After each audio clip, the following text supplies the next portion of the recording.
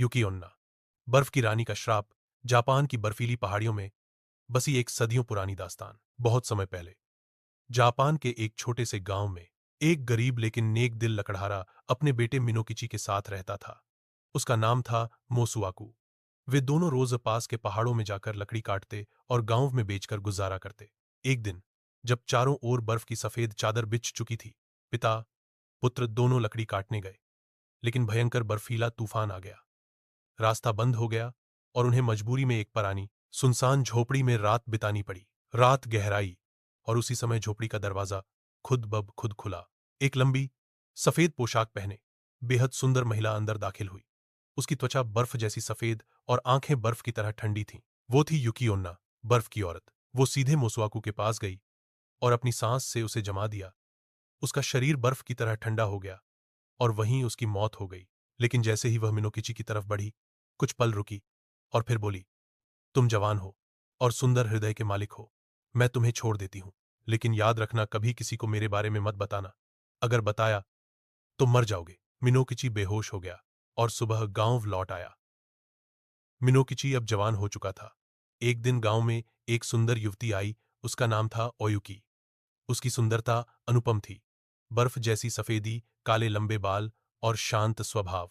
मिनोकिची ने उससे विवाह किया और वो दोनों सुखी जीवन बिताने लगे। उनके कई बच्चे भी हुए। लेकिन ओयुकी कभी बूढ़ी नहीं होती थी। सालों बीत गए, लेकिन उसका रूप जरा भी नहीं बदला। सच का पर्दाफाश। एक ठंडी रात जब उनके बच्चे सो चुके थे, मिनोकिची ने ओयुकी को देखा।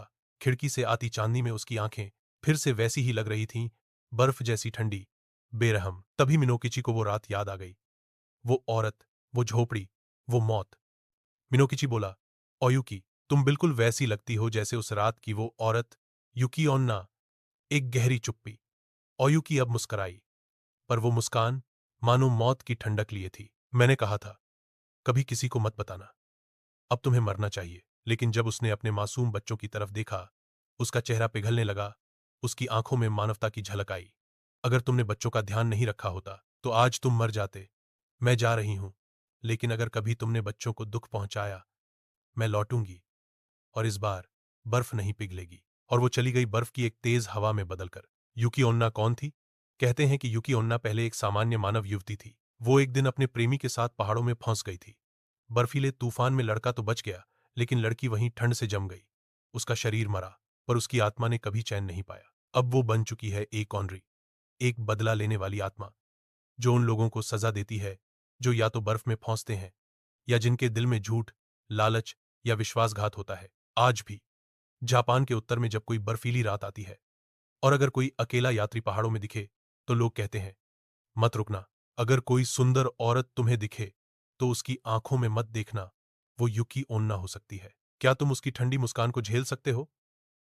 रोकुरोकुबी, लंबी गर्दन वाली औरत की शापित कहानी। स्थान, जापान का एक शांत गांव, हरे पहाड़ों से घिरा, जहां दिन में सब कुछ सामान्य लगता है, पर रात को एक छिपा हुआ डर उठता है। बहुत साल पहले एक महिला थी जिसका नाम था यायोई। यायोई, वो अपने पति और सास के साथ रहती थी। सुंदर, शांत और कर्तव्यनिष्ठ। लेकिन उसका जीवन सास की प्रताड़ना से भरा हुआ था। हर दिन उसे ताने मिलते, गालियां सुननी पड़ती, खाना भी बाद में दिया जाता। वो सब सहती रही क्योंकि वो चाहती थी कि उसका घर बना रहे। एक दिन उसकी सास ने उसे एक अजीब बात कह दी, तू औरत कहलाने लायक नहीं, तेरी गर्दन काटकर फेंक देनी चाहिए। उस रात यायोई बहुत रोई और उसी समय उसके आंसुओं में एक प्राचीन आत्मा का श्राप समा गया। जब वो सोई तो उसकी गर्दन धीरे धीरे लंबी होने लगी। उसकी आत्मा शरीर से निकलकर दूर दूर तक उड़ने लगी, छुपे हुए गुस्से और पीड़ा के साथ।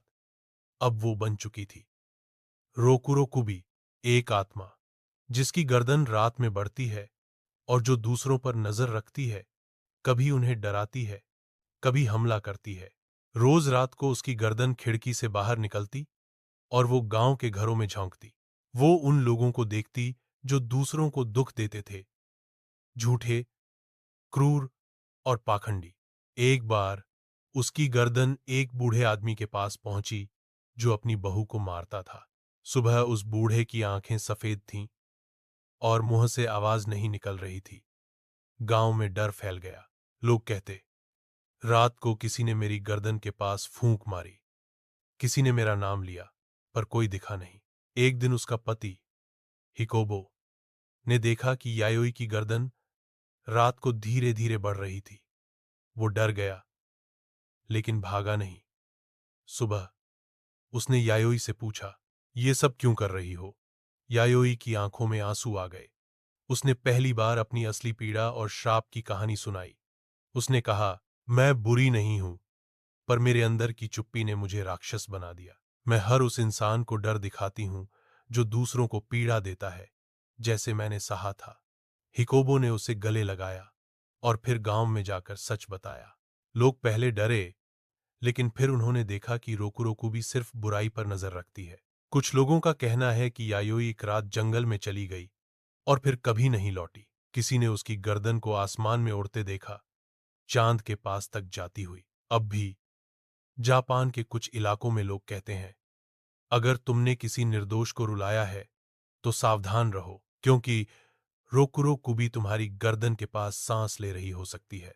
क्या तुम अपनी आत्मा में छुपे अंधेरे को पहचानते हो, या रोकुरोकुबी तुम्हें याद दिलाएगी? टेके टेके। आधी लड़की का अधूरा बदला। जापान का एक शहर, सर्दी की एक स्याह रात। कहते हैं, अगर तुमने रात के सन्नाटे में टेके टेके की आवाज सुनी तो भागो, क्योंकि मौत तुम्हारे पीछे है। बहुत समय पहले एक शर्मीली और चुप रहने वाली लड़की थी, काशिमारे को। वो स्कूल में पढ़ती थी, लेकिन बच्चे उसे चिढ़ाते थे। उसके शांत स्वभाव, कमजोर बोलने के तरीके और अकेले रहने की आदत की वजह से। एक दिन स्कूल से घर लौटते वक्त कुछ बदमाश लड़कों ने उसके साथ मजाक मजाक में क्रूरता कर दी। उसे एक रेलिंग से धक्का दे दिया और वो सीधे रेल की पटरियों पर गिर पड़ी। अगले ही पल एक तेज ट्रेन आई और उसके शरीर को कमर से काट दिया। लेकिन भयानक बात यह थी कि वो तुरंत नहीं मरी। कुछ लोगों का मानना है कि वो कई मिनटों तक जीवित रही, अपने शरीर का निचला हिस्सा ढूंढती रही। वो तड़पती रही, चीखती रही, और फिर उसकी आंखों में नफरत और दर्द के साथ मौत आई। और फिर वो लौटी। अब वो टेके टेके बन चुकी है, एक अधूरी आत्मा जो अपने आधे शरीर के साथ हाथों की मदद से जमीन पर तेजी से रेंगती है। उसके चलने की आवाज होती है, टेके टेके टेके, और इसी से उसे नाम मिला, टेके टेके। टेके टेके क्या करती है? अगर वो किसी को सुनसान जगह में, खासकर रात में अकेला देखती है, वो तेजी से रेंगते हुए उसके पास आती है, इतनी तेज कि दौड़ने वाला भी पीछे छूट जाता है। वो पूछती है, मेरा निचला हिस्सा कहाँ है? अगर जवाब नहीं मिला या गलत मिला, तो वो अपनी बड़ी सी दरांती से उस इंसान को दो टुकड़ों में काट देती है, जैसे उसके साथ हुआ था। बचने का रास्ता। कहते हैं, अगर तुमसे एक आत्मा पूछे, काशिमा को जानते हो, तो तुरंत जवाब दो, हाँ, वो ट्रेन से कटकर मरी थी और अब आत्मा बन चुकी है। अगर तुम ये सच बोल दो, तो शायद वो तुम्हें छोड़ दे। लेकिन याद रखना, टेके टेके माफ नहीं करती, आज भी। रात में अगर तुम स्टेशन के पास से गुजरते हो और किसी ने कहा, टेके टेके टेके, तो बिना पीछे देखे दौड़ो, क्योंकि वो आ चुकी है। क्या तुम उससे तेज भाग सकते हो, या तुम भी अधूरे बन जाओगे?